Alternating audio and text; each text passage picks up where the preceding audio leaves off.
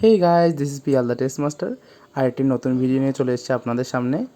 আজকের ভিডিওতে আমি আপনাদেরকে দেখাবো কাঁকড়া দিয়ে মিষ্টি কুমড়ার রেসিপি। বন্ধুরা, আমি আমার Facebook page Piyal the taste master ও আমার YouTube channel Piyal the taste master দুইটাতেই আপনাদের অনেক ভালো সাড়া পাচ্ছি।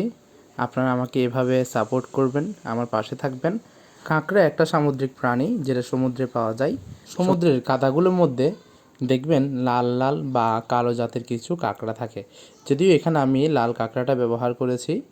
বন্ধুরা, এগুলো বাজার থেকে কেনা কাঁকড়া, আর যেহেতু এগুলো বাজার থেকে কেনা আর কাদা মাটিতে থাকে, এজন্য এগুলোতে প্রচণ্ড পরিমাণে ময়লা থাকে। প্রথমে কাঁকড়াগুলোকে কেটে নেওয়ার পর ভালো করে একদম যতক্ষণ পর্যন্ত পানিটা একদম স্বচ্ছ না হয় ততক্ষণ পর্যন্ত খুব ভালো করে ঘষে ঘষে ধুয়ে নিতে হবে। আর আজকের আমি এই কাঁকড়ার রেসিপিটা রান্না করব মিষ্টি কুমড়া দিয়ে। এই জন্য নিয়ে নিয়েছি হাফ কেজি মিষ্টি কুমড়া, যেটাকে মিডিয়াম সাইজের টুকরো করতে হবে। আর মনে রাখতে হবে বন্ধুরা, খোসাটা অবশ্যই খোসাটা ছাড়িয়ে নিয়ে মিডিয়াম সাইজের টুকরো করে এই রেসিপিটা করতে হবে। চাইলে বড় বড় টুকরোও রাখা যায়, যেভাবে পছন্দ করে ওভাবেই। অনেকে আছে ছোট ছোট টুকরো করে খেতেও পছন্দ করে। বন্ধুরা, আমি এখানে একটা টিপস দিব, সেটা হচ্ছে যদি ছোট ছোট টুকরা করা হয় তখন মশলা কষানোর পর দেখা যায় মিষ্টি কুমড়োটা গলে একদম ভর্তা হয়ে যায়। এজন্য মাথায় রাখতে হবে মিষ্টি কুমড়োর টুকরোগুলো যাতে বড় বড় থাকে। আমি এবার মিষ্টি কুমড়োটা ছাড়িয়ে নিচ্ছি। বন্ধুরা, আমি এখানে নিয়েছি হাফ কেজি ওজনের একটা মিষ্টি কুমড়ো। দেখতেই পাচ্ছেন আমি টুকরোগুলো কীভাবে করছি, একটু মোটা মোটো সাইজের। আপনারাও ঠিক আমার মতো বা এর চেয়ে একটু কম বা বেশি ছোট বা বড় করে আপনারা আপনাদের মতো রান্না করতে পারেন। তবে মাথায় রাখতে হবে যাতে মিষ্টি কুমড়োর টুকরোগুলো ছোট না হয়। ছোট হলে বন্ধুরা এগুলো গলে যাবে। আমি এখানে নিয়েছি 600 গ্রাম কাঁকড়া, যেগুলোকে আমি খুব ভালো করে ধুয়ে নিয়েছি। এই 600 গ্রাম কাঁকড়ার পাশাপাশি আমি মিষ্টি কুমড়া নিয়েছি হাফ কেজি বা 500 গ্রাম। এবার টুকরোগুলো খুব ভালো করে কেটে নিচ্ছি। আপনারা এই ভিডিওটা স্কিপ না করে দেখবেন, যাতে রান্নার কোনো স্টেপ মিস না হয়। বন্ধুরা, আমার মিষ্টি কুমড়া কাটা প্রায় শেষ।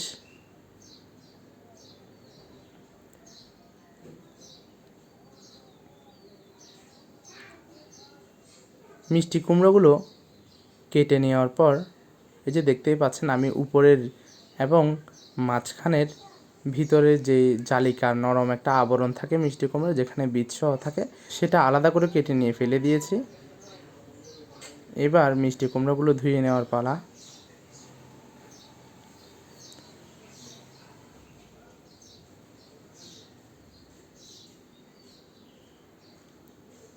বন্ধুরা, যেহেতু কাটার আগে একবার ধুয়েছিলাম, এজন্য এবার মিষ্টি কুমড়োটা শুধু জাস্ট আলতো আলতো করে, হাত দিয়ে আলতো আলতো করে, যেহেতু আমরা এটা চামড়া ছিঁড়ে নিয়েছি, আলতো আলতো করে 2বার করে ধুলেই কমপ্লিট। এবার কেটে নিচ্ছি পেঁয়াজ। আমি এখানে পেঁয়াজ নিয়েছি 3টা। আপনারা আপনাদের পছন্দ মতো কম বেশি নিতে পারেন।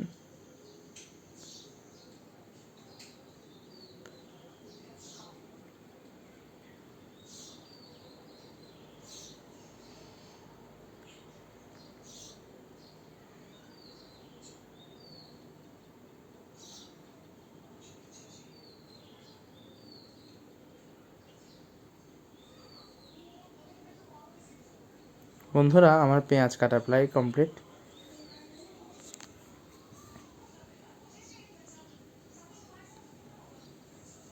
এবার পেঁয়াজগুলো একটা থালায় তুলে রাখছি। এবার আমি নিয়েছি এখানে ছোট্ট একটি আদা,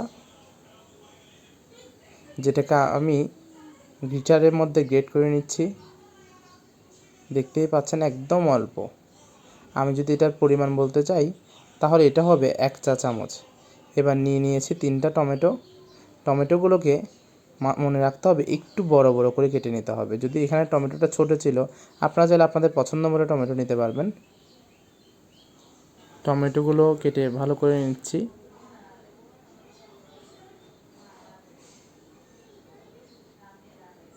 টমেটো কাটা হয়ে গেলে সেটাও আমি থালটাতে রেখে দিচ্ছি।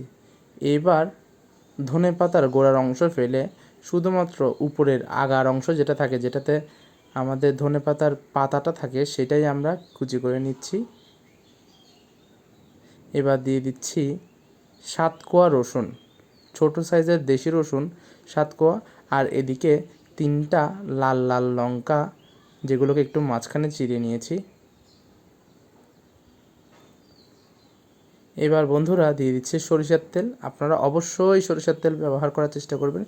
যদি এই রেসিপিটাতে সরিষার তেল ব্যবহার করেন তাহলে রান্নাটা খুবই ভালো হবে এবং আপনাদের অনেক পছন্দ হবে। এবার দিয়ে দিয়েছি রসুন কুচি, যেগুলো আমি প্রতিটাকে হাফ হাফ করে কেটে নিয়েছিলাম, রসুনের যে টুকরোগুলো ছিল। এবার দিয়ে দিচ্ছি আদা বাটা, যেটাকে আমি একটু আগে আপনাদের সামনে বেটে নিয়েছিলাম। ভালো করে সরিষার তেলের সাথে মিক্স করে নিচ্ছি।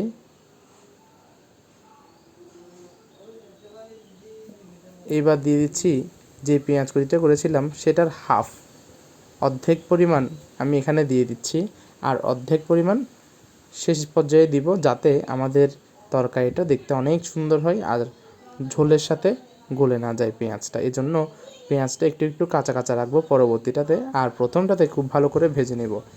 এগুলো ভাজা হয়ে গেলে এবার দিয়ে দিচ্ছি 600 গ্রাম পরিমাণ কাঁকড়া আমি এখানে নিয়েছি।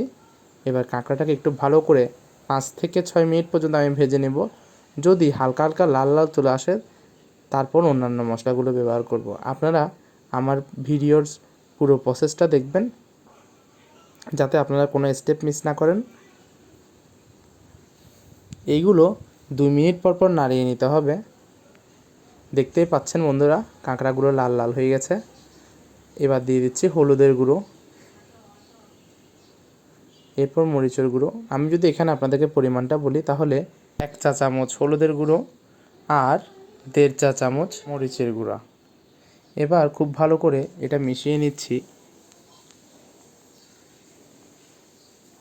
দেখতেই পাচ্ছেন বন্ধুরা, এগুলো দেখতে খুব সুন্দর লাগছে।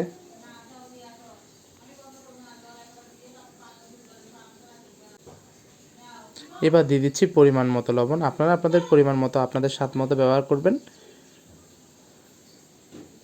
চাইলে এখানে আপনারা লবণ দেওয়ার পর আবার বিভিন্ন নুডলসের মশলা পাওয়া যায়, নুডলসের মশলা আলাদা করে থাকে, ম্যাজিক মশলা থাকে, সেটাও ব্যবহার করতে পারেন।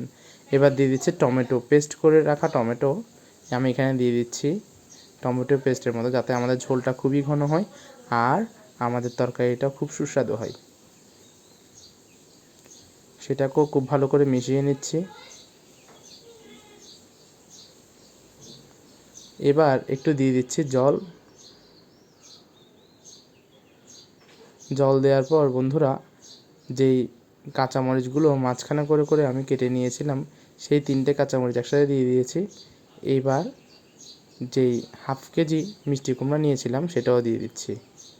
দেখতেই পাচ্ছেন বন্ধুরা, এই রান্নাটা খুবই সিম্পল। এই যে মিষ্টি কুমড়া দেওয়ার পর আর কোনো প্রসেস নেই, জাস্ট মিষ্টি কুমড়োটা সিদ্ধ হবে, তরকারিটা ঝোলটা একটু ঘন হবে, এরপর আপনারা নামিয়ে নিতে পারবেন। দেখতেই পাচ্ছেন বন্ধুরা, মিষ্টি কুমড়োগুলো একটু নাড়িয়ে দিচ্ছি আমি এই পাশ ওপাশ করে। মিষ্টি কুমড়োর টুকরোগুলো খুব তাড়াতাড়ি সিদ্ধ হওয়ার জন্য অবশ্যই এই রেসিপিটা করার সময় আপনারা পাত্রে ঢাকনা দিবেন একটা, যাতে তাড়াতাড়ি করে মিষ্টি কুমড়োর টুকরোগুলো সিদ্ধ হয়ে যায়। দেখতেই পাচ্ছেন বন্ধুরা, আমার মিষ্টি কুমড়োর টুকরোগুলো সিদ্ধ হয়ে গেছে। এবার আমি দিয়ে দিচ্ছি আগে যে কুচি করে রাখা টমেটো ছিল সেটা, আর পেঁয়াজ, যে হাফগুলো পেঁয়াজ রেখে দিয়েছিলাম সেটা। বন্ধুরা, আপনারা চাইলে এটার এন্ডিং স্টেপে গরম মশলার গুঁড়ো ব্যবহার করতে পারেন, এতে রান্নাটা অনেক সুস্বাদু হবে। এবার আমি দিয়ে দিব আগে থেকে কুচি করে রাখা ধনেপাতাগুলো। বন্ধুরা, আমার এই ভিডিওটা ভালো লেগে থাকলে অবশ্যই লাইক করবেন, কমেন্ট করবেন, শেয়ার করবেন। আমার YouTube channel Piyal the taste master subscribe করে পাশে থাকা বেল আইকন প্রেস করে অল অপশন সিলেক্ট করবেন, যাতে পরবর্তীতে কোনো ভিডিও মিস না করেন। বন্ধুরা, এটাই আজকের রেসিপি, আপনারাও এই রেসিপিটা ট্রাই করবেন। দেখা হবে নেক্সট ভিডিওতে।